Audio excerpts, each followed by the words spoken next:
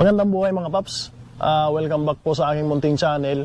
So nandito po ulit tayo tulad ng sabi ko para i-uproot itong aking cascading na Ficus microcarpa Long Island. So bali ito pong video na to ay part 2 nung pagsasayas ko ng kanyang mga branches.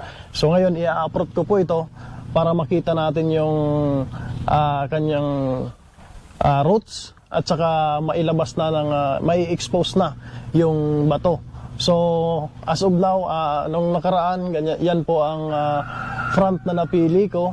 So titingnan ko kung pwede po nating ilipat dito yung front kasi mas maganda nakita yung roots na nakakapit sa bato. So tara mga paps at samahan niyo po ako muli.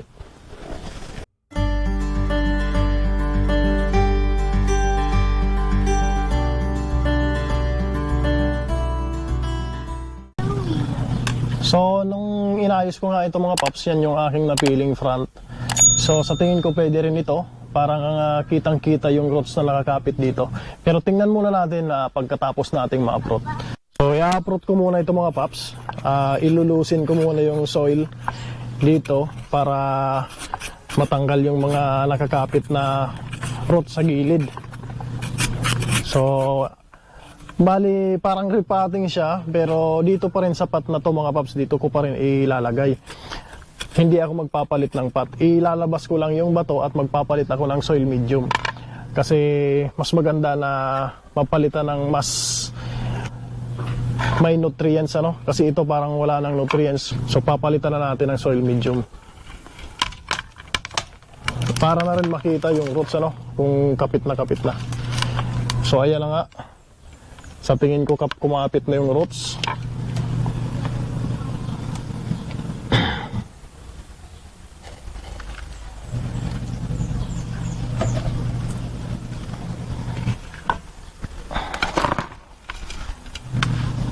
So tamang-tama mga paps na mapalitan yung soil medium kasi nung tinanggal ko yung soil ay dry na. Tulad na yan, ito mga paps, hindi po kasi river sand yung gamit ko na una. So dry na yung soil, so papalitan natin ng river sand. So ang gamit ko po ngayon na mixture ng soil ay river sand na hinaluan ng pumice. Mga paps, river sand, pumice, tsaka vermicast para meron na agad na pataba. So ngayon mga paps ay, kung makikita nyo, nandito yung buta sa gilid, hindi sa ilalim. So, dyan ako maglalagay ng wire na pang-angkor ng ating material.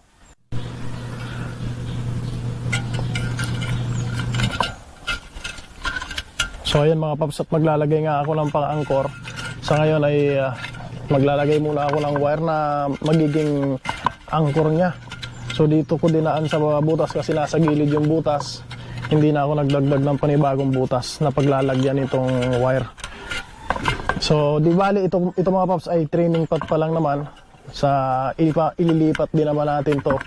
Lilipat ko rin kapag buong-buo na bonsai, So, ito ay temporary na training pot.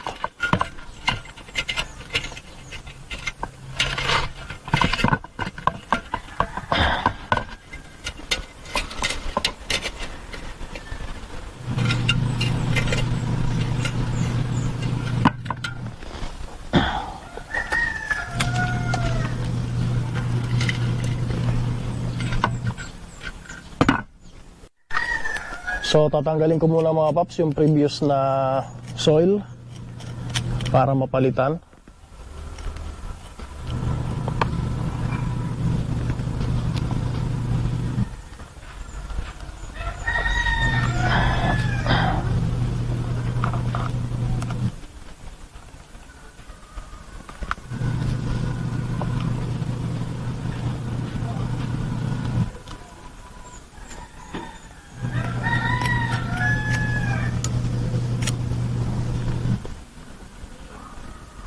So ayan po ang itsura ng roots na nakakapit sa bato mga paps.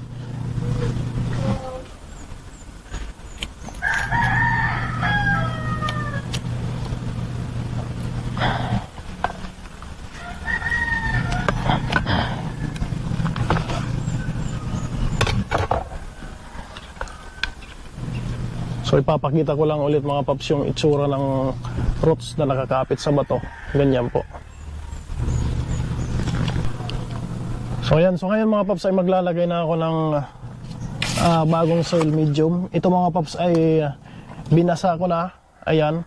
So ito pong mga puti na to na particles, yan po ay mga pumice. So ito po ay pinaghalong river sand, vermicast at pumice. Hindi na rin po ako naglagay ng screen doon sa drainage, ng drainage screen. Hindi na ako naglagay para, kasi nasa gilid naman yung butas.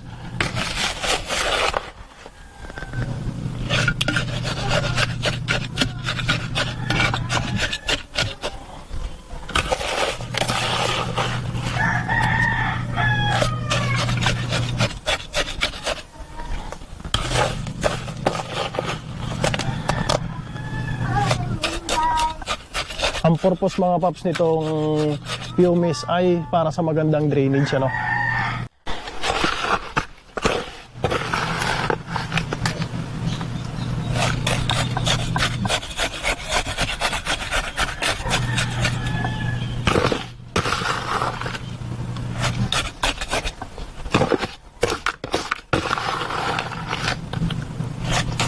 Mukhang kulang pa yata yung na-prepare ko na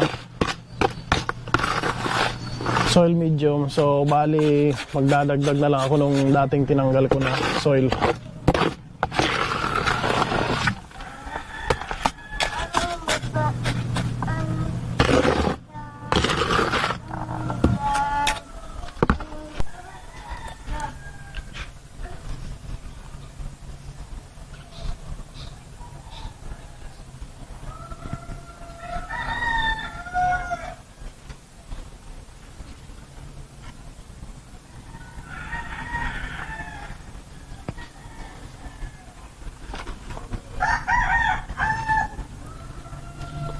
So ayan mga paps, at ilalagay ko na nga itong rock. Kung makikita nyo, mas naka-expose na ngayon yung kanyang ugat kumpara nung nakaraan, at nasa ibabaw na yung bato. So kung ganyan ang kung ganyan mga paps yung front, ay pwede rin namang ganito. Nandito yung kita yung mga roots na nakakapit sa bato. So, dalawang side ay pwede maging front parehas mga paps. So ngayon, ipifix ko na itong nilagay ko na securing na wire. Ang purpose mga paps nitong securing wire ay para hindi matanggal yung bato kasi yung ating bonsai. Kasi may mga external forces po yan na maaaring makadisturbo sa ating bonsai, tulad ng mga ibon, mga hangin, o kaya masagi ng tao mismo, mga paps. So yan po ang purpose niyan. Kaya nilalagyan ng securing wire.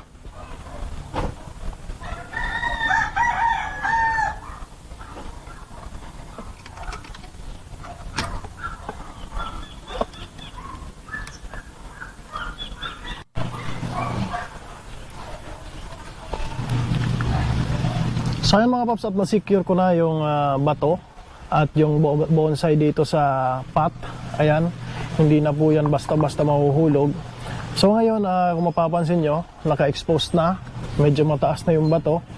At kinulang ako mga paps sa soil medium, bali pipilapan ko na lang siya dito ng yung binawas ko kanina, Pwede naman yun, basta matakpan lang yung roots.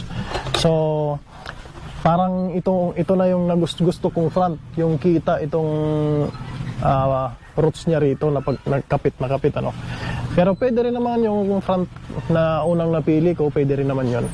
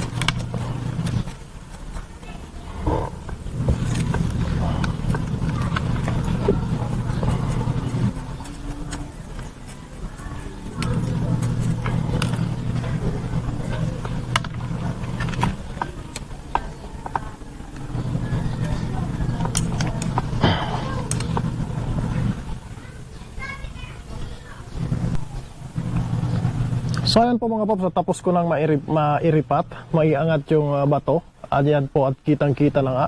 So makikita nyo na rito ng mga paps, ang ganda ng karakter nitong roots niya na kumapit doon sa bato.